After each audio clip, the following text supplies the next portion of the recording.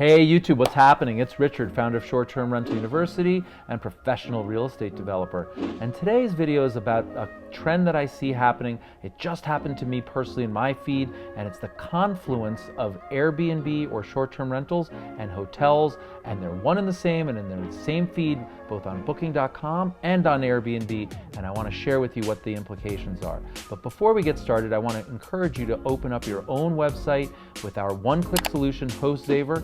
If you're interested in having your own brand, your own identity, and being responsible for your own bookings, then stay attuned to the very end where we introduce to you HostSaver solution. With one click, you can have a very professional website and book all of your own listings. All right, so what is it that I'm speaking of? Well, for those of you that have been on Expedia and Booking.com and some of these other, platforms to purchase hotels, you may have seen that they've started to sneak in Airbnb listings. And so you'll be looking at whatever, the Hilton, the Marriott, the extended stay, and then all of a sudden there's a short-term rental, but it's displayed within and amongst all of the different hotel options. So that's been going on the Booking.com side for an extended period of time, and that's led some hosts to complain that people that come and stay in their Airbnb expect it to be a full-service hotel because that's where they were, that's what they thought they were booking, and so they want things like dry cleaning and maids every day and room service, and we as short-term rental hosts, we're not equipped for that. So there's been a mismanagement of the expectations.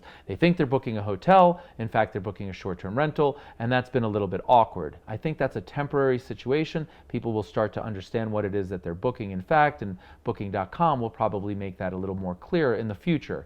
But this is kind of interesting. I was looking for an Airbnb not too long ago, so I was on the Airbnb app and I was scrolling, I was looking for something, and I was looking at Airbnb, and then I saw a Hotel Tonight listing.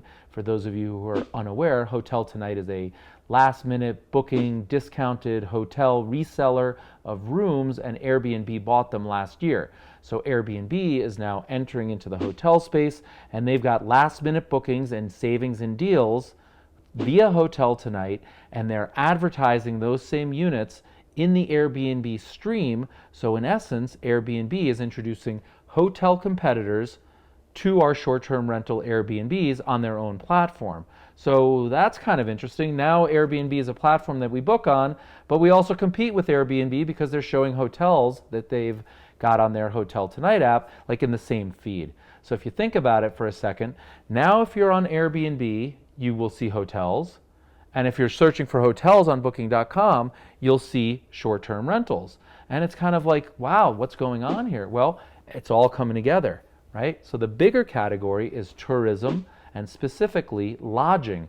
And whether it's an Airbnb, a short-term rental, a hotel is irrelevant now. It's all in the same feed, which means the competition is increasing. And what are the implications for us hosts? Well, it means that our thumbnail better be really solid, because if we're not better than the hotels, that's a problem. They're not going to click on us. And it also means that pricing becomes even more important. So by way of example, if you used to be able to charge, say, $300 a night for your one-bedroom location, and get away with it because somebody was only on Airbnb, and relative to the other Airbnb listings, you were competitive, you had more 5-star reviews, your location was better, your thumbnail, your marketing was better, you were competitive on the Airbnb platform.